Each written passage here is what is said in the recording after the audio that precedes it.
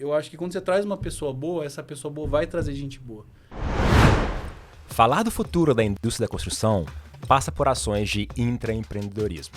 Quando bem estruturado, esse processo permite a atração e retenção de talentos, além da geração de resultados sustentáveis. No episódio de hoje, vamos conversar com um profissional que tem tido muito sucesso quando o assunto é intraempreender.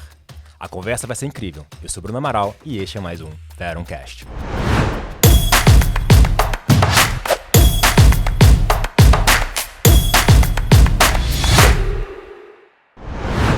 Esta conversa tem o apoio da Veron Institute. Com nossas trilhas de formação, você obtém conhecimentos que vão além da teoria, conectando na prática o que há de mais inovador na indústria da engenharia e construção. O próximo passo da sua carreira te espera na Veron Institute. Seja muito bem-vindo ao Veroncast, o podcast da Veron, que vem falar sobre inovação, melhores práticas em projetos e, sobretudo, como alavancar bons resultados. Gustavão, bem-vindo, meu amigo. Mais um episódio. Aqui, mais um, continuando aqui da temporada. Mais um assunto interessante. Eu acho que a gente hoje tem vários assuntos que a gente pode trazer, alinhado ao propósito da Veron novamente, transformação de mercado, inovação, empreendedorismo, busca de aumento da produtividade através da excelência operacional. Então, acho que o dia hoje é vasto, a gente pode ter vários insights, várias conversas positivas aí. E para começar, bem-vindo, Davi. Boa, meu amigo. Boa. Muito feliz aqui em estar com um convidado tão especial, né, que a gente já interage aí no mercado há bastante tempo sobre pautas, né, relacionadas, como o Gustavo disse, à excelência, e agora, né, falar muito sobre assuntos interessantes de empreendedorismo, de essa transição que ele fez agora há pouco, mas a gente vai apresentá-lo e, sem dúvida nenhuma, entrar um papo super legal. Hoje o Veroncast está especial, a gente tem um convidado aí de honra. Obrigado, Adagueira, por aceitar o convite. E quando a gente fala de inovação, acho que é importante falar sobre intraempreender. E você é um profissional que eu acompanho, tivemos diversas conexões junto, que você sempre na tua jornada foi intraempreendendo, criando novos escopos, novas melhorias, e hoje você vive isso na prática. A gente estava falando aqui um pouquinho antes de qual que é essa experiência. Então, obrigado pela presença, seja muito bem-vindo. Você hoje está como diretor na Vert, que é uma nova empresa que você está criando. Parabéns, meu amigo. Primeiro, obrigado, um oi para todo mundo aí que vai assistir, está assistindo a gente aí. Agradeço o convite, Acho que são pessoas que a gente tem um relacionamento já a longa data, como vocês falaram. Diversos temas, diversos desafios. Eu acho que o mais legal é o relacionamento que a gente mantém, Por isso que até eu tô aqui com vocês. Como você falou, Bruno? Acho que só explicar um pouquinho. Tenho uma carreira aí muito focada na Andrade Gutierrez, Eu tô na Andrade há 16 anos, E hoje eu estou num desafio aí, que é uma empresa do grupo, uma JV do grupo, Que a gente vai falar mais um pouquinho aí sobre os desafios, como que foi a concepção. Mas é uma continuidade aí, é uma estratégia ou intraempreendedorismo aí da empresa aí para atuar em mercados estratégicos que a Andrade não via aí no passado, Ô, Dagueira, você foi uma pessoa que tracionou muito na excelência operacional, A sua jornada na Andrade te fez ali um nome bem visto no mercado, mas quem não te conhece? Acho que é legal até pegar a tua trajetória, A gente tem um tema dentro do Veroncast que é trazer novos talentos, reter esses talentos, e você é um case de sucesso, Você é um case que foi produzido. Então, acho que fala um pouquinho da tua trajetória pra gente, para quem não conhece quem é o Guilherme Adaguiri. Sim. Bom, eu sou formado em Engenharia da Computação e Mecânica, Eu fiz um desafio aí de fazer 2 cursos ao mesmo tempo, Tranquilo, tá fácil. Tive uma experiência rápida na Petrobras, E depois, logo já emendei Andrade, Entrei na Andrade com 22 anos, Então, foi uma trajetória interessante, que eu comecei em obras, Trabalhei muito na área de planejamento, na parte de refinarias, também trabalhei em termoelétrica, e meu último desafio foi num módulo de FPSO, Então, foi bem interessante que dentro de obra é como se fosse uma empresa, Trabalhei muito na área de planejamento, administração contratual, suprimentos. Em 2014, a Andrade teve um desafio grande, que foi a remodelação aí dos processos, da governança, e alguns profissionais foram destacados das áreas que estavam atuando para trabalhar junto com uma consultoria bem renomada, aí, que é a McKinsey, para a gente fazer essa transformação, E foi interessante porque eu tinha era muito mais engenheiro de obra, um cara de obra, do que um agente de mudança, um consultor. Então, eu acho que foi uma das decisões mais estratégicas que eu tomei, Na verdade, eu não sei se eu tinha a opção de não ir, Mas foi até interessante que quando me chamaram, eu cheguei lá no escritório da Andrade sem saber o que a gente ia fazer, né? Depois a gente viu o plano, né? Então, era um plano onde a gente tinha que remodelar toda a governança, todos os processos da Andrade, mas não tinha uma receita do bolo, ia ser um the job, né?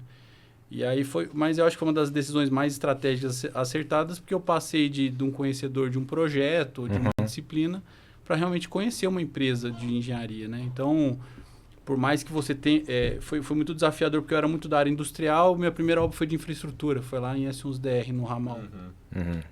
E aí eu tive de ver uma ferrovia, né? Ver terraplanagem, ver corte, ver drenagem, ver superestrutura, coisas que eu não era do meu dia a dia. Ao mesmo tempo, com um viés e uma roupagem de consultoria, né? Querendo ou não, ter uma roupagem da McKinsey foi muito interessante, né? Desde apresentações, conversas difíceis, abordagem como agente de mudança. Então, e eu tive contato depois de remodelar os processos de obra, remodelar os processos corporativos da Andrade.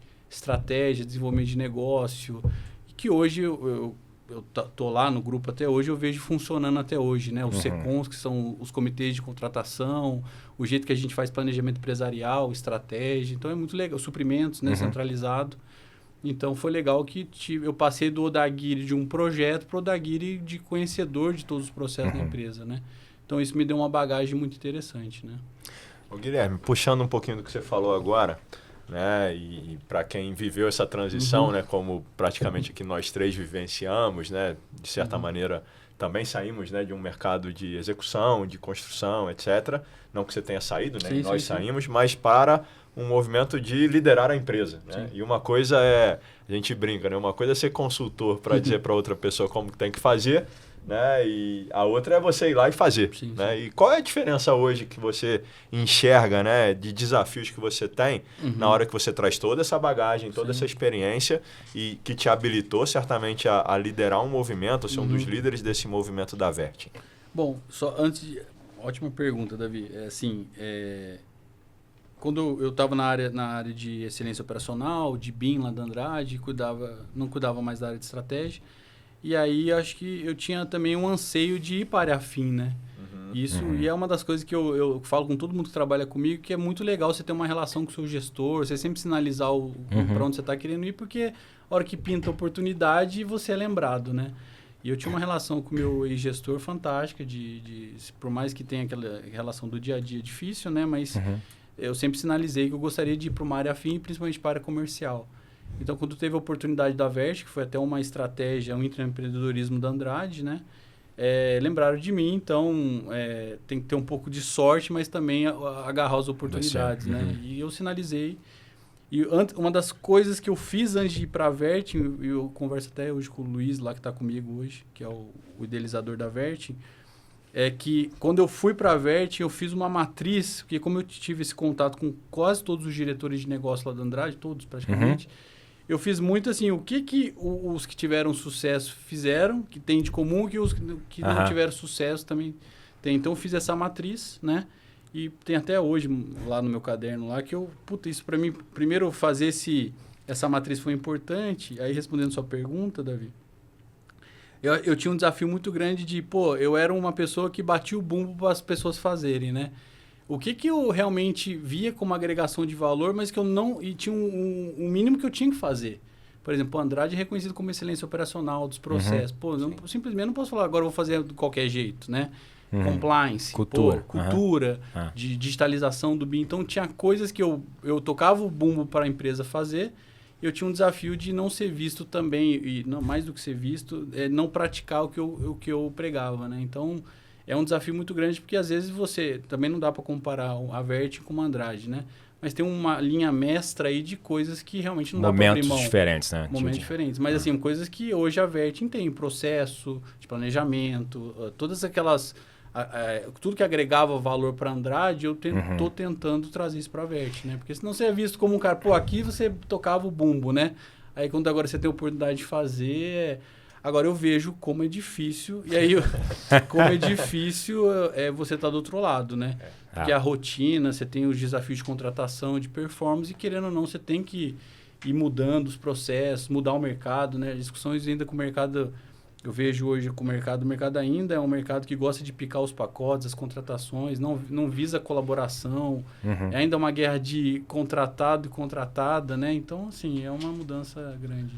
A gente está citando o Vertin, queria que você trouxesse da onde surgiu, o que ela é, que mercado que ela atua. Ah, legal. Vou fazer um merchan aqui. O que é e qual que é a motivação, né? Sim.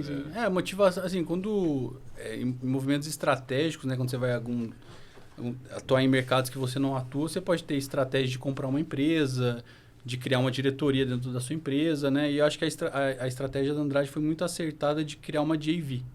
Né? A gente tinha mercados que estavam passando que a Andrade não via e mercados que eram muito demandadores de projeto, né? Parte de alimentos e bebidas, fármaco, data center e hospitalar. Isso eram mercados que a Andrade, querendo ou não, era muito mais focada em energia, óleo e gás, infraestrutura mais pesada, né? E ao invés de a gente criar uma diretoria ou comprar uma empresa, a gente resolveu fazer uma JV, né? E aí que eu gosto da tese da Vergem, porque é a força de uma engenharia, de uma empresa robusta como a Andrade, com uma especialidade de uma K3M, que é a nossa sócia. Né? Porque você traz a especialidade, porque você também, só com força de engenharia, governança e gestão do mercado que você não conhece, também é ruim. Então, a gente traz a tecnicidade e a experiência do nosso sócio, né, com uma robustez de gestão e engenharia da Andrade. Né? Então, a tese, para mim, é muito interessante. E aí a gente começou a gente está mirando alguns mercados importantes, como eu falei, data center, alimentos, bebidas e fármacos, hospitalar e também agro. Agro no sentido da armazenagem, né? Porque o Brasil tem um déficit de armazenagem muito grande, de produção versus o que ela consegue armazenar. Então tem um mercado recorrente de armazenagem, de construção de fornecimento de silos, né, agrícolas, mas tem que fazer toda uma infraestrutura civil, montagem eletromecânica. Então a gente está tentando fechar uma parceria com a líder de mercado aí para ter uma recorrência importante por ano aí de projetos, né? Mas foi assim, Gustavo. Foi muito mais uma... de novo, tem várias estratégias. Né? Ao invés de a gente criar uma diretoria dentro da Andrade, a gente falou, vamos criar uma JV. Para ser uma empresa nova, ter uma especialidade de um sócio, né, que conhece o mercado e também ter... Até a gente estava conversando antes aqui, a empresa é feita de pessoas, né? Então, assim, se a gente quer ser uma empresa diferente, a gente tem que ter pessoas diferentes, né? Então, hoje lá na Vertin, no escritório só tem eu da Andrade, né? Que vinha oriundo da Andrade. No projeto que a gente está tocando tem alguns funcionários da Andrade, mas assim, basicamente mais da metade dos nossos colaboradores são gente de mercado. E das melhores empresas, nossas concorrentes, né? Então a gente montou um time trazendo gente da concorrência, né? Ou seja, existia um mercado que estava ali do lado, no mercado adjacente, que vocês já tinham know-how para fazer isso. Tinha dentro de casa uma pessoa, né? Você... querendo crescer, querendo trazer inovação e casou as duas fontes. Né? Então tem um negócio assim, é importante você saber também, se conhecer, né? Acho que eu tenho também um ponto que é, como eu trabalhei nessa remodelagem do Andrade, querendo ou não, eu tive contato de como que funciona uma empresa, né, de engenharia. Sim. E o que funciona, o que não funciona, o que deu certo, o que deu errado. Então assim, e skill também de alavancar um negócio. Porque você pode pegar uma pessoa muito técnica, uma pessoa muito comercial, às vezes não tem o skill de estruturar. Porque o estruturar é você pegar um papel em branco, né? Vocês sabem muito bem o que é isso, né? Mas eu acho que eu tive também uma oportunidade de me cercar de gente que também conhece esse tipo de negócio, né? Então, acho que somou os skills importantes aí. Explorando isso, né? O que o Lean, né? A filosofia Lean, né? A excelência operacional, te trouxe de habilidades na estruturação desse processo, né? Então, quando a gente fala uma empresa tipo Andrade Gutierrez, ela já está uma empresa que fatura bilhões e a Vertin, apesar de hoje, né, tá mirando bilhões também, ela partiu um momento em branco. Ela tinha uma página em branco e você tinha que estudar um novo negócio. Sim. Qual que é a diferença do executivo da Guira e da AG para o executivo hoje intraempreendedor, empreendedor ou da Guira na Vertin? Quais características que você mantém né, da sua época de AG, quais que você teve que desenvolver? Assim, eu acho que o que a Vertin, né, como a gente falou um pouco antes, os bastidores são bem legais, né, que a gente vai conversando até chegar atrasado, mas depois a gente conversar bem. A Vertin era uma empresa que foi projetada para faturar 200 a 300 milhões, né? Hoje a gente já está com um faturamento de 500, né, com próximo de quase 1 bi de contrato já, um backlog legal já, até o ano que vem já tem backlog. Mas eu gosto de falar que empresa de engenharia todo ano tem que contratar. Então, se eu quero ser uma empresa de 500 milhões, todo ano eu tenho que contratar 500 milhões. Porque o nosso backlog em 12 meses é consumido, né? Então, ele é um backlog muito curto, diferente de obras grandes. A Tem forma 3, de contrato 4 anos, são contratos né? menores, tá? Então, assim, a gente tem uma necessidade de contratação recorrente, né? E, assim, respondendo a sua pergunta, Bruno, o que eu acho que me ajudou muito em estruturar uma empresa? Primeiro, eu acho que é a estruturação de processo e eu acho que é lidar com algo que não está feito, né? Para mim, isso é muito mais natural. Então, quando eu pego algo e falo assim, é isso que você tem que fazer. Então, estrutura isso na sua cabeça, estrutura isso... E eu consigo, eu acho que, aglutinar conhecimento. Às vezes eu não tenho conhecimento de contábil, tributário, mas eu consigo trazer gente. Então, isso para mim é uma coisa mais natural, oriundo aí do processo que eu participei, né? Eu acho que cada um também tem pontos fortes, né? Então, acho que o meu ponto forte com a experiência que me colocaram, isso me ajudou muito, né? Agora, isso para mim é muito fácil. E também acho que é o lado comercial, mas eu tinha um lado comercial muito mais atrelado a excelência operacional e BIM. Né? Eu não tinha a obrigação de contratar. Então, respondendo a sua outra pergunta, hoje eu tenho que lidar com contratação, né? Então, eu tenho que fazer abordagem nos clientes, né? Eu tenho que fazer todo o desenvolvimento comercial, que coisa não era natural para mim. E assim, se você ser o responsável pelo resultado final, é diferente. Né? Hoje, a gente é responsável pela contratação e também performar os projetos, né? Porque assim, hoje, querendo ou não, tem cerca de 30 pessoas no escritório, tem mais, hoje a gente está com quase 400 pessoas lá na obra, né? Querendo ou não, a gente tem uma obrigação e uma responsabilidade muito grande de manter essa equipe e crescer a empresa, né? Então, só de ter isso como responsabilidade hoje, acho que muda muito. Você tá na linha, né? Obviamente que não sou só eu, mas você está numa linha de responsabilidade do resultado, né? Para mim, isso tem uma diferença muito grande. Você passa de uma área de apoio para uma área de core, né? De responsabilidade, tanto de contratação quanto de resultado de obra. Tem um negócio que eu acho que é interessante falar, eu estava até conversando isso ontem, que a Vert, ela teve uma estratégia. Porque assim, como eu falei, era 200, 300 milhões de meta, né? A gente no primeiro ano, logo no primeiro ano, a gente já conseguiu quase 500 milhões de faturamento. Então, querendo ou não, você podia estar confortável em relação à receita, contratação. Mas a gente focou muito nesse primeiro ano em consolidar esse resultado. Aí foi uma das coisas que eu bati muito bumbo lá, que eu falo assim, empresa de engenharia não morre de barriga vazia, morre de barriga cheia. Não adianta você contratar e não performar, você acaba com a empresa. Então, como a gente contratou muito rápido e estava uma empresa em formação, a gente segurou, eu não saí abrindo frente de contratação. Desafio de execução, né? Desafio de execução. Então, a gente focou nos processos, porque, cara, ainda tem um monte de coisa ainda que não está definido lá. É desde assim, ó, agora tem que pagar o adiantamento para o fornecedor. Ih, tem que pagar. Como que faz? No SAP. Então, a gente se deparou com coisas que a gente não pensou lá atrás na estruturação. Normal. Porque, né? Então, trazer gente do mercado, estruturar o planejamento, segurança do trabalho. Segurança é um valor para a gente, né? Então, assim, cara, como que você enfia 400 pessoas subcontratado e garante a segurança do pessoal, né? Então, a gente focou na performance. Agora, desde o final do ano passado, começo desse ano, a gente está abrindo outras frentes. Contratei mais comercial, né? Então, agora a gente está numa pegada de não depender só de um cliente também, né? De um contrato, né? A gente agora tem que permear. Como é que você está com o desafio de buscar potenciais talentos no mercado? Acho que eu te reconheço por ter montado um time de excelência na Andrade, né, com vários talentos, etc., que depois foram para o mercado. Ou seja, você foi capaz de fazer uma estrutura muito boa em relação a um time muito capaz. Acho que agora zerou e você está atrás disso novamente. De novo.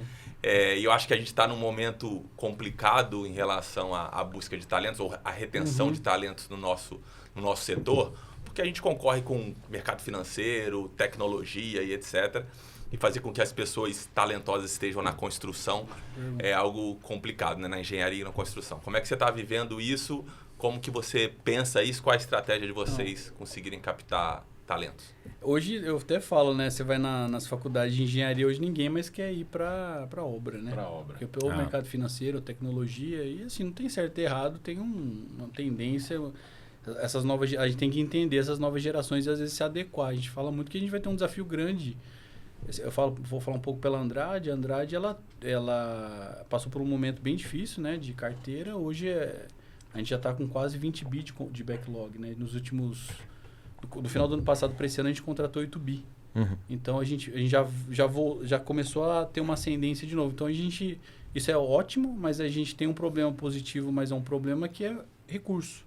Porque o mercado está competitivo, as pessoas estão se formando, estão querendo mais ir para a construção. Então, como que a gente fecha também como que mantém a cultura nesse crescimento, né? Sim, eu tô falando da Andrade porque é a mesma coisa da Vert. Sim, claro. É o mercado. Então, que a gente vive em escala. Que vocês vivem em então, escala, né? coisa. Aí, primeiro, assim, é uma coisa que eu sempre... Eu sou muito ansioso, né? Sou uma pessoa extremamente ansiosa e o meu drive é muito resultado, né? Então, assim, eu sempre tentei me cercar de gente que valoriza isso também. Obviamente, você tem que pensar em gente, saúde, né? Do trabalhador, do colaborador, enfim.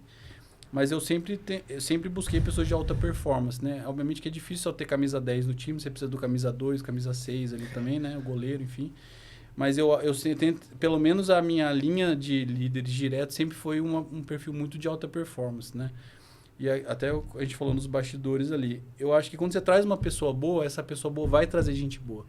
Então, a estratégia hoje da Vertin é trazer pessoas, os líderes, e aí eu me envolvo pessoalmente na contratação. Isso é uma coisa que eu não terceirizo. Que nem acabando aqui, eu tenho uma entrevista de um head comercial, né? Então, assim, eu me envolvo 100%. E dá trabalho, né? Se recrutar, Claro, né? Sim. É o futuro da Mas eu acho que é o organização. papel dos líderes de empresa, dos líderes de área, aí se envolverem no recrutamento, né? Porque muito mais do que a experiência da pessoa, para ver se tem match com a empresa, tem match com você que vai trabalhar diretamente, né? Então, assim, a gente hoje... Eu tive uma estratégia lá na Vertin que é trazer pessoas... Os diretores de área muito... Que tem um match com a empresa, com a cultura, e aí você fala assim, pô, essa é a pessoa. Né? E eu até falei para você, essas pessoas montaram os times dela. E essa pessoa, se a pessoa é de um jeito, ela não vai trazer gente muito desalinhada em relação a esse sentido, né? Então, agora a gente tem um desafio de retenção lá, né? Porque o mercado está muito aquecido, né? Verdade. Muito aquecido. Você falou sobre cultura, né? E a dificuldade de formar uma cultura de uma empresa nova? Hoje a gente não tem uma cultura formada, né? A gente é uma empresa há 1 ano. E até eu estava ouvindo um podcast da Cris Junqueira que estava falando, né? Legal. Você não pode parar depois de 1 ano. Depois foi até um chacoalhão em mim, assim, que eu falo assim... Pra pensar nisso. A cultura já está formada. A cultura é você, os líderes, né? Informação. Elas são os líderes ali, né? Elas não são dos líderes, já né? existe uma cultura na empresa lá, que não é da Andrade, e não é da K3, é uma cultura da Vertin, né? Sim. Obviamente que tem os indícios de cada das empresas acionistas, né? Mas por ter trazido muita gente do mercado, é uma mistura. Parece uma marca de Noé lá de cultura, né? Então, assim, a gente agora está parando junto com o pessoal lá para entender qual que é a cultura, quais são os valores. Mas você vê que tem, por mais que as pessoas venham, de novo, como a gente focou muito no recrutamento, os valores são muito conectados às lideranças, conectados, cara. Então, assim, a gente não parou ainda para escrever assim, a cultura, mas o desafio nosso é... Mas quando você tem isso, acho que escrito, fica mais fácil você trazer gente atrelada a essa cultura, né? Então, acho que está nesse desafio hoje lá. Guilherme, queria te fazer uma provocação aqui. Dentro de um contexto, né, que como o Bruno trouxe, né? Você veio de um movimento, né, de uma trajetória profissional focada em estruturação, né? Você até trouxe aqui estruturação de processos, etc. Sim. E certamente um ambiente, né? A gente vivenciou muito isso também, de empreendedorismo, ele desafia o tempo inteiro a lógica do processo redondo, né? Do processo estruturado, né? Sim. Qual é a quebra de paradigma maior que você viveu nesse ano, se você puder compartilhar, obviamente, que te trouxe aprendizado numa hora que você, poxa, óbvio, né? Tenho que ter uma base estruturada, mas esse desafio aqui, de fato, me trouxe uma ótica que eu não tinha e que me ajudou a evoluir, a crescer como profissional. Tem um negócio que eu já tinha um pouco, assim, mas quando você é responsável, às vezes, por mudança de processo, você tem que ser mais intransigente, né? Porque é muito mais fácil você ir para o lado mais confortável numa mudança do que... Mas tem um negócio que me fortaleceu muito, e para mim hoje eu sou muito... Como eu sou muito ansioso, e eu tenho um drive meu que eu não gosto de falhar, Davi, assim, é foda, assim. E às vezes quando você não gosta de falhar, às vezes você é cabeça dura. Por mais que você saiba que está errado, você mantém aquela linha, né? Uma das coisas... De novo, a empresa começou comigo, com o Luiz, com o Felipe lá, que é o diretor de contrato, né? Obviamente com o Márcio, que é o acionista. Começou a gente. Começou uma startup, é uma startup ainda. Mas uma coisa que foi uma quebra de paradigma para mim, que eu chamo de stop loss. É parar de perder. Por exemplo, você vai para uma linha Você viu que tá errado, hoje eu paro, Você abandona. eu abandono. Stop loss de bolsa mesmo. É de- Chegou ali, é de bolsa. sai fora. Stop loss. Eu vou dar um exemplo. Aí eu tô levando pra tudo, pra gente. Pô, você recrutou, tenho certeza que o Davi é o cara. Aí você começou a trazer. O cara foi o cara de entrevista que eu falo. O cara foi bem pra caramba, se vendeu, contou. Aí quando você vai ver o dia a dia, o cara não é o cara. Você já sente. E aí você, obviamente, dá oportunidade pra você, não, né? Mas hoje eu já não tô mais intransigente, mas eu exerço mais o stop loss. Que é diferente do cara que tá desenhando o processo. O cara que tá desenhando o processo, ele fica mais... Vê a jornada, né? Ele Vê quer a ver jornada. jornada. Ele não, gente. É o cara que não tá querendo fazer. Então, assim... Legal. É uma coisa que, pra mim, foi uma quebra de paradigma. E por eu ser muito focado em resultado e não gostar de falhar, às vezes você vai numa linha e se afunda. Sim. Perfeito. Né? Agora, no caso da Vert, eu não tenho esse direito. Né? O PNL é teu e você é... Eu, assim, então, pra mim, hoje, assim, estamos numa linha, não tá, vou mudar. Vou dar um exemplo. Interlocução com o cliente. Cara, pra mim, o que ganha um projeto? Não é só a proposta técnica, não é só a proposta comercial, é relação. São esses 3 tripés. É confiança, né? Confiança e relação, cara. O pessoal fala assim, tem que criar relação. Relação não é uma coisa que você cria, assim. Diferente de uma proposta técnica que você pega, da profissional que a gente tá falando, você pega uma puta de uma pessoa lá e faz a proposta técnica. Relação, a outra pessoa tem que querer se relacionar com você. Confiança com o Demora histórico, tempo, né? Sim. Demora tempo. Então, assim, cara, essa relação é muito difícil de ser criada. É muito difícil de ser criada. O Dagueira, a gente está falando de um case que ele é recente, mas ele tem dado certo, né? Que é o case da Vert. Quando a gente olha para esse case de empreendedorismo, né? A gente está falando de empreendedorismo, ou seja, a gente fazer uma nova iniciativa dentro da organização, né? E cultivar entre empreendedores. E aí também fruto do nosso backstage. Como que a iniciativa da Vert desdobrou dentro da AG, né? Não. Como é que tem sido esse programa dentro da AG? Eu gosto de falar assim, eu sou muito, por mais, eu sou uma pessoa otimista de natureza, né? Mas eu falo assim, a Vert, ela ainda é um negócio que a gente não sabe o que vai ser. Como eu falei assim, a gente tem hoje um backlog pro ano que vem. A partir do ano que vem eu não tenho mais backlog. Meu backlog já é menor no ano que vem. Então, assim, eu ainda não sei se é um sucesso. É só pra... Porque sucesso é difícil, né? Ele é agora. Não, né? O que é sucesso, o que né? eu acho que sucesso? Sucesso é uma Andrade. Você tem 75 anos, Sim. passou por um furacão, que foi a gente brinca que foi a tempestade perfeita. Você veio da Barbosa Mello, uma empresa, né? A Veron, que já tem mais de quantos? 5 anos? 7 anos. Quase Isso para 7. mim é uma empresa que já Tá você perene. pode falar com sucesso, né? Agora, a Vertin, porque eu gosto de falar isso, Bruno, porque ela teve um lapso. Sim, tá acontecendo. Tá acontecendo, teve um resultado, mas ainda não, a gente não sabe o que é ainda, né? Mas ela é um direcionamento que deu certo nesse primeiro momento e ela está sendo seguida lá na Andrade, no sentido de, acho que o caminho de criar empresas nichadas é o caminho. Então, para mercados que a Andrade não atua, por exemplo, tem uma iniciativa muito legal lá dentro, que é a Movag, que é a empresa focada em operação mecânica, né? Então, que é uma outra, transferência de mercado, já é uma linha igual da Vert, né? Tem outras iniciativas sendo pensadas lá também. Então, assim, criou uma tendência, esse intraempreendedorismo lá dentro da Andrade criou uma tendência. Falou, opa, acho que esse é o caminho da gente começar a atuar em mercados que a gente não atua. Em vez de, como Andrade Gutierrez, a gente cria filhos, né? E até estava conversando com o Medina, você deve conhecer o Medina, que é o superintendente de inovação lá da Andrade. O que eu acho que é legal dessas empresas? Ela herda esse DNA de inovação, sim. É da cultura. de excelência. Assim, a gente não é igual, mas, cara, a gente não começa de um V0. Você não tem que reinventar a roda, né? Até seu Tem. compromisso, né? De levar o que é bom, né? Exatamente, né? Por mais que a minha estratégia é diferente da Andrade, tem um cerne que eu tenho que seguir lá, né? E da K3M também, que é a nossa sócia, que valoriza isso pra caramba.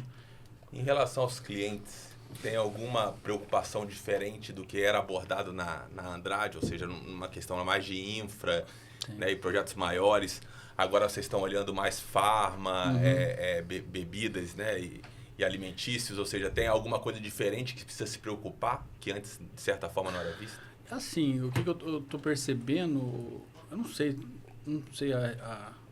te precisar o que é diferente, mas uma coisa que eu tô notando é que eu tô trabalhando muito com muitos clientes internacionais. Por exemplo, você pega de data center, são empresas de tecnologia. Né? Você pega a Pharmaco, a Novo Nordisk, por exemplo, uma empresa finlandesa gigante, papapá. É uma preocupação muito grande com questões de ESG. Né? E que eu não via muito, porque a Andrade já era homologada já de praxe, assim. A Vert, por ser uma empresa nova, é uma uma coisa que eu estou vivendo também, um processo de homologação. Que para mim, assim, Andrade, querendo ou não, tem mais uma facilidade, né, de entrar nos clientes. O telefone, eu gosto de falar que o telefone toca. O Davert ainda não toca, eu que toco o telefone, né? E eu que tenho que pegar o telefone e ligar pro cara, pô, posso participar do seu bid, criar um relacionamento. Então, assim, uma coisa que eu tô percebendo muito, Gustavo, é esse processo de homologação. É normal, a Andrade também tem que homologar, mas é diferente porque é uma empresa 75, mais de 75. Nome, né? Aí tá criando nome, né? E querendo ou não, quando eu vou fazer o processo de homologação, eu estampo atrás que eu sou filho da Andrade, né? Então a gente usa isso. Mas, assim, em questões de diferença, eu vejo muito essa questão de SG, né? Várias reuniões, hoje lá na Vert, né? A diretora de engenharia e suprimento é uma mulher, a gerente jurídica é uma mulher, a financeira é uma mulher. Então, hoje, comigo, os meus diretos é 50-50. Cargo de liderança, né? Tem 50% mulher. Eu não fiz isso por cota, nem nisso. Eu fiz isso porque a profissional é boa, tá excelente, tá lá. Mas, assim, por várias vezes eu chego na reunião e falo assim... e não ouvi isso porque tava a Angélica lá, que a diretora, tava a Renata, a Dimar. Por várias vezes eu falo assim, legal, tô vendo aqui que cargo de liderança é mulher. Né? Porque o pessoal fala que é muito comum falar assim, não tem mulher na sua empresa? Assim, então, ainda assim, mais no nosso mercado, né? Igual nesse nosso mercado. Então, assim, uma coisa que eu estou percebendo é que as questões de diversidade são muito puxadas. Né? Segurança do trabalho também. Acredito também requisitos sanitários deve ser diferenciado. Também. Mas, assim, eu estou vendo muito isso. Questões de reputação também. Eles pegam muito, assim, no processo de homologação, questões de reputação, sabe? Então, isso é bem difícil. A gente falou de talentos, e aí você é hoje professor, inclusive, né, em algumas universidades. Não, na FAP. Na FAP. O que você enxerga de oportunidades que a gente tem, olhando essa conexão de talentos, né, olhando a parte de educação? Então, se a gente olhar para o futuro, a gente tem mais investimentos, a gente tem dificuldade de áreas remotas, mas o que você enxerga que hoje a gente deveria fazer diferente na parte de educação, né, tanto corporativa, executiva, mas também nas faculdades?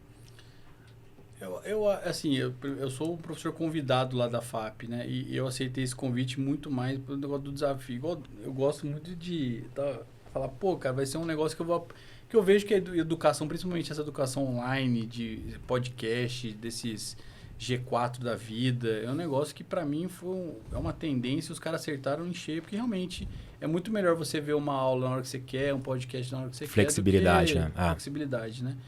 Mas uma coisa que eu percebo muito são ainda... E aí eu também fui para aceitei esse convite para levar mais praticidade, sabe, Bruno? Porque eu acho que falta um pouco de essa conexão. Essa conexão com a prática e a teoria, sabe? Então, eu acho que falta um pouco, né? Porque eu acabei de fazer também um curso na Dom Cabral, foi bem legal. E eu senti que os professores eram executivos de mercado, então... É outra pegada. Os cases que eles trazem, né? Eu acho que... eu até estou vendo um negócio para eu fazer também que é só discussão de case. Porque principalmente esses MBAs internacionais, né? Que são assim, o cara não vai lá para ver teoria. O cara te manda o material. Sim, você vai estudar ali. Você tem que estudar e você discute com um cara da área química, um cara da área de tecnologia. Porque é isso que, quando você se deparar com desafios, que vai te... O mundo real, é o mundo real. Usar bem o tempo, né? Ou seja, eu vou pegar a teoria, eu estudo sozinho, né? Com a plataforma online, e depois vou para a discussão. E olhando nessa linha, né? Acho que é importante trazer, ainda mais no nosso mercado, que ele é técnico, né? E ele precisa de gestão também.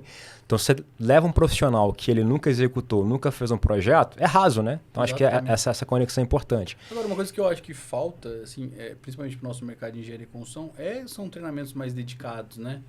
De planejamento, de engenharia mesmo, sabe? Porque senão o cara só aprende na empresa, né? Sim. Acho que trilhas específicas focadas no que tem no mercado. Eu falo, dar um exemplo, assim, eu lembro que o Davi, uma vez eu fiz uma reunião com o Davi, que você foi apresentar o negócio da colaboração, né? Que eu acho assim, na teoria, não tem como uma pessoa olhar e falar assim, não faz sentido, né? Mas por que as pessoas que são os tomadores de decisão não fazem? Você deve saber muito melhor do que eu, né? As dificuldades, né? Às vezes matar uma área que é de gestão dele, ou ele mesmo se sacrificar, uma mudança de governança. Tem um N motivo. Mas esse assunto é muito interessante, né? Porque, cara, de fato, isso que você falou, hoje todas as conversas que a gente tem com executivos, Guilherme, voltados para a construção... se você for analisar, o grande habilitador para uma transformação e melhora da nossa produtividade em geral passa por um ambiente de colaboração. né? Se até que a gente brinca, né? Você foi um embaixador do BIM. Uhum. O que é o BIM? Pois é, Se não existir colaboração entre as partes envolvidas no projeto, né? Ele não é nada, Não é porque ele é um habilitador tecnológico para que a informação correta esteja disponível para tomada de decisão. Sim. Se os atores do projeto não colaborarem, a informação correta não estará disponível para tomada de decisão. Tão simples quanto isso, né? É um negócio tão óbvio que eu vejo muito nessa tocada e, obviamente, trazer a tua visão até de Andrade, né? Do lado construção, etc. O quanto que a cultura não vai se resolver numa RFQ, né? Numa carta convite para contratar, né? E a gente já passou por experiências, acho que até evoluímos nesse sentido, mas você não transforma uma relação de décadas simplesmente mudando uma cláusula contratual. Esse assunto, na minha visão, né, o que a gente vem defendendo, né, Bruno, ele passa por uma conversa do mercado. A gente tem que sentar à mesa, como você disse, de relacionamento, né, e discutir a relação fora de ambiente contratual. Até para que algumas empresas e pessoas tenham o livre-arbítrio de decidir se querem jogar esse jogo mais colaborativo ou não. Tem gente que vai preferir não. Dentro da tua visão, dentro do que eu escutei de você, sempre, né, num conceito até de viabilidade de tudo que é uma excelência operacional, acredito, né, que a gente sempre teve empatia nessa linha, porque é um caminho sem volta, mas queria ouvir assim, o que o lado de um construtor que sempre teve ali na frente, eventualmente até de embates, né, filosóficos do melhor para o projeto, tem de dificuldades para que esse ambiente se torne realidade? Eu acho assim, primeiro tem um ponto que ainda o mercado não valoriza. E quando não valoriza, porque isso tem um custo, né, Davi? Você implantar um BIM, implantar uns processos mais robustos, né, de gestão, tal, isso tem um custo. Sim. Isso nos diferencia, mas nem todo cliente paga por isso, né? Aí fala assim, não, pô, que legal, você vai na apresentação técnica comercial, o cara, puta, brilhou os olhos, mas quando chega na hora do suprimento lá, ele vê preço. Aí ele não vê o melhor preço, ele vê o menor preço. Então isso, querendo ou não, já é uma barreira. Então tem empresas que vão investir, como a Andrade, que independente se o cliente vai pagar um investimento, como a Vertin também é um investimento nosso. A gente coloca no overhead. Faz parte da estratégia. Faz parte da estratégia. Porque a gente não faz isso só para atender o cliente, a gente faz isso para fazer uma ótima gestão do projeto, restrição. Perfeito. Administração contratual, é por isso, né? O BIM. Ou seja, garantia entrega, né? Cara, a gente tá fazendo data... E aí o Brito lá que tá na Andrade, né? Trabalhava comigo. E eu lembro até hoje das discussões, né? A gente, às vezes, quando se deparava, principalmente com o mercado de infraestrutura, mostrar o valor do BIM. Aí, na nossa cabeça, que é de industrial, você não faz obra sem BIM, né? Porque interferência, os clashes, a gestão de materiais. Cara, você não consegue fazer. Aí, hoje a gente tá no mercado da data center. O cliente já trabalha. Então, não é uma coisa assim, vamos vender. Não, o cara falou assim, toma o BIM aqui. Eu quero a obra em BIM. Então, o Brito falou assim, esse era o meu sonho, do cliente, ser puxado pelo cliente, né? É verdade. Então, porque, cara, lá a gente está até implantando outras ferramentas, porque o BIM é um negócio que é o V0 do negócio. Legal. Não tem discussão, assim, sabe? O BIM 360, tudo já na plataforma lá do BIM 360, enfim. Então, assim, já é um V0. Então, querendo ou não, quando o cliente puxa e valoriza, você eleva o nível do mercado, né? Perfeito. Então, assim, na visão de construtor, ou a gente encara como investimento, fala assim, independente se o cliente quer ou não, eu vou fazer, porque muitas vezes, se você botar isso no preço, você não ganha a obra, né? Então, isso... Aí, Bruno, só para pegar a sua pergunta, por que às vezes a gente não consegue, numa mesa, criar um entendimento, seja de colaboração, seja de outra, porque falta técnica. Isso que falta, por isso que eu tô falando assim, falta mais cursos específicos para nosso mercado, porque às vezes os tomadores de decisão não têm técnica. As conversas são rasas. Básico, né? Então o cara fala assim, para que eu vou ser colaboração? Porque ele não sabe o impacto. Ele vai imaginar isso como romance, mas e aí? O que na prática é colaboração, né? Como é que a gente traz porque metodologia? Eu vejo assim, tem muita, eu sou falta muito conhecimento. prática, cara, eu sou muito prático, mas assim, querendo ou não, eu tive uma experiência legal. Mas tem muita gente que é muito prática e não tem teoria, não tem técnica. Então, quando você vai sentar na mesa, o cara não tem essa técnica, não tem essa... Eu falo, as coisas têm que ter forma e fundo. O cara tem forma, mas não tem fundo. Então, cara, o cara não consegue tomar decisão porque Consegue não formar a consciência de que é preciso. é que é preciso, entendeu? Aí falta, então assim, mas isso não é só Até para da entrar, experiência. até entrar na estratégia, né? Que você falou, a opção de ter excelência e BIM, ela veio da estratégia. Mas como você colocar na estratégia, você não tem profundidade de colocar essa Cara, estratégia? pensa na Andrade, Bruno, depois o mercado seguiu. Pensa na Andrade. Olha só, o momento que a Andrade tomou a decisão de focar em excelência operacional, digitalização, foi no momento mais difícil. Não foi no momento mais fácil. Foi no momento onde, cara, tava uma avalanche lá, tempestade perfeita que a gente fala, e a gente falou assim, se a gente não ir por esse caminho, a gente não muda o jogo. Não era perfumaria, Não né? era Era E a sobrevivência. AG mudou esse mercado, né? Porque Exato. quando eu te procurei, acho que tem uma história interessante, né? Eu procurei o Odaguiri, acho que foi 2020, né, Laguiri? Fazer um benchmark com vocês. Foi na obra lá, né? Foi na obra. E é legal quando a gente fala de colaboração. Você abriu a casa, acho que você sim. abriu os processos da Odebrecht, da Andrade. O único ponto que você pediu, Bruno, não me tire ninguém do meu time, eu mantive. Mas acho que o importante vocês mudaram o mercado. E aí eu queria trazer um ponto para a mesa, que às vezes a gente, até para não ficar raso, qual foi a importância, né, da implementação do Lean Construction, implementação do BIM no turnaround da Andrade Gutierrez, né? E que isso mudou de fato o mercado, na parte prática, né? Sim. O Marcelo, que é o VP de infraestrutura, ele foi um dos sponsors lá do movimento lá da Andrade, né? E, de novo, esse movimento da excelência operacional não teve um protagonista, teve vários, né? Eu gosto de falar, assim, teve realmente um idealizador, mas, assim, foi da empresa, né? Foi da empresa. Eu até falo assim, quando fazia muito benchmark, eu falo assim, se você não estampar isso na estratégia, vai ficar no CPF de alguém. E, às vezes, esse CPF tem ranço. CPFs têm ranços. Né? Então, se não for uma coisa estratégica da empresa com o CPF, não vai funcionar. Então, acho que para mim isso foi um dos fatores decisivos da Andrade de sucesso. Estava na estratégia. Por mais que tinha CPFs, era estratégico, né? Então, quando às vezes você deparava com uma resistência na pessoa, mas a gente lembrava, tá na estratégia da empresa, vamos fazer. Mas eu estava falando do Marcelo, ele falou um negócio esses dias. Hoje a Andrade e a Vert está começando, mas é uma empresa muito nova, a gente não tem problema de preço. Não tem. A gente tem segurança dos preços que a gente apresenta. No entanto que a Andrade encarteirou 8 bi nesses últimos 6 meses, né? Quando eu falo que não tem problema de preço, a gente tem segurança nos preços que a gente apresenta. O que é isso? É segurança que eu vou performar. Por que eu tenho segurança que eu vou performar? Porque eu tenho excelência operacional. Então, a gente estava discutindo justamente isso, né? A gente saiu do processo do Last Planner. A gente falou assim, a gente consegue hoje, tem segurança, a gente tem competitividade nos nossos preços. Por quê? Porque eu consigo performar. Por que eu consigo performar? Porque eu tenho excelência operacional, as pessoas certas. Então, hoje a excelência operacional da Andrade, ela nos garante ter competitividade. Porque, de novo, eu consigo ganhar qualquer contrato, Bruno. Eu baixo margem, erro no custo, lá eu ganho. Aí depois eu não entrego. Hoje a Andrade, quando ela entra competitiva, ela tem segurança na performance, né? Então, a excelência operacional não é só isso, não é o fator decisivo, mas é um dos pilares da competitividade da empresa. Né? Você fazer de uma forma enxuta, fazer com gestão, no prazo, com o recurso adequado, balanceado, tem uma série de... É a clareza que você está orçando a obra, vai entregar na obra naquele preço, né? É isso, a clareza. Mas é que quando a gente estava conversando e ele me falou isso, para mim ficou muito claro. Ele falou assim, porque o mercado privado era novidade para a Andrade de 2014 e 2015. E o jogo é diferente do público, né? Então, assim, se você não tiver competitividade no mercado privado, você não entra. Você não joga o jogo, né? Então, assim, como que a gente reconstruiu a empresa para ter competitividade?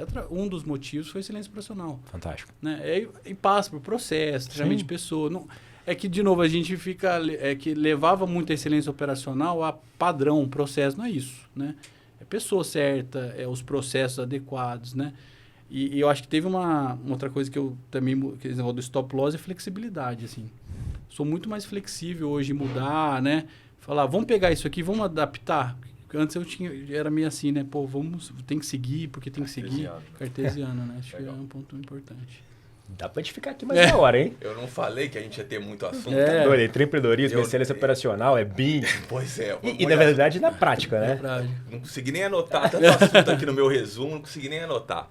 Mas a gente está fechando o nosso bate-papo, passamos da hora para variar mais uma vez. Backstage tá aqui, pô, e aí, vamos. Só recapitulando aqui, conversamos com o Guilherme Odaguiri, diretor da Vertim, conhecemos um pouco a história profissional dele, falamos um pouco sobre o núcleo de excelência operacional que ele implantou na AG, depois discorremos sobre a Vertim, a necessidade de mudança em características para empreender, foco importante no resultado final, E aí falamos sobre colaboração, sobre a educação na construção, então passamos por todos esses assuntos.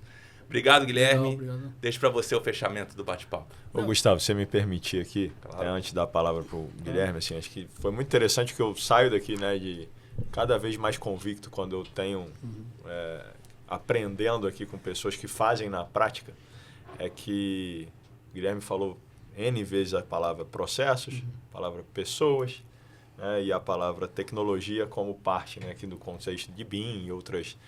Cara, tem uma ordem para isso acontecer, né, Guilherme? Se você não coloca na estratégia e desdobra na cultura da empresa, os processos vão ser não conectados a um conceito de cultura, de colaboração, cultura de integração, cultura de visão, de competitividade, etc. E se os processos não refletem essa cultura, a tecnologia não será utilizada em favor de nada, né? Então, tem essa regra e, poxa, para mim, essa conexão, cada vez que a gente puder fazer, né, que tecnologia ela é meio para viabilizar processos que são definidos a partir de uma estratégia, a partir de uma cultura. Né? Para mim, está aqui um case que vai, obviamente, né, Guilherme, com o dia a dia da Vertim, viver os desafios de que é sincronizar isso, mas ter essa consciência, ficou mais notório do que nunca para mim. Primeiro, só para fechar, obrigado pelo convite, ficou muito lisonjeado até pela relação que a gente tem, acho que é bem legal, acho que é um movimento legal da Verum também para permear, né, essas discussões. A gente tem muito de liderança e tal, a gente foi até numa parte mais técnica que acho que é legal, mas acho que tem um negócio só um recado final que eu uso muito, que é a bússola para mim é o resultado. Né? Para eu saber se o processo está agregando valor ou não, se a tecnologia está, é o resultado. Então, para mim, a bússola sempre é o resultado. Porque é isso que vai direcionar você se você está indo quente, frio, está cedendo ou não. Porque se você... contra-resultado não há argumentos, né? Então, assim... Verdade. Então, uma coisa que a gente persegue muito é mostrar resultado, dar resultado, porque o meio, ele vai... Naturalmente, vai estar validado, né? Então, acho que esse é o recado que eu deixo aqui final. Excelente, Guilherme. Legal. Obrigado. Episódio fantástico, obrigado, Viu, Dagueira. Que bom, acho que todo final de episódio eu fico diversas notações, diversos aprendizados, né? E aí acho que quando a gente fala de propósito, você trouxe, né, a importância de ter um podcast, falar sobre inovação, falar sobre empreendedorismo, falar sobre boas práticas. Então, é esse o propósito do Verumcast. Perfeito. E aí acho que deixar o convite para você, né? Nos siga nos nossos canais, tanto da Verum Partners quanto da Verum Institute. Fiquem ligados nos nossos conteúdos, né? Então acho que é importante. Esse episódio é mais um exemplo da qualidade do nosso conteúdo. Nos vejo nos próximos Verumcast. Um abraço, pessoal. Obrigado. Tchau, tchau, pessoal. Abraço. Este episódio contou com o apoio da Verum Institute. Quer ficar atualizado com os conceitos e práticas que estão revolucionando a indústria da construção? Conheça a nossa trilha de formação AWP. Estude com profissionais que são referências no setor e conquiste um certificado reconhecido internacionalmente. Acesse www.veruminstitute.com.br e garanta seu passaporte para essa jornada de conhecimento rumo ao sucesso profissional. O Verumcast é uma produção da Verum Partners e do Verum Institute. Este episódio contou com roteiro e produção de Joel Corsini e Igor Favetti. Edição, Joel Corsini. Pós-produção, Grace Lisboa. Logística, Camila Ishikawa. Marketing, Valéria Trombini. A Verum Partners e o Verum Institute estão no LinkedIn, YouTube, Instagram, Facebook, Spotify e nos principais agregadores de áudio. É só nos procurar e seguir a gente por lá. Até o próximo episódio.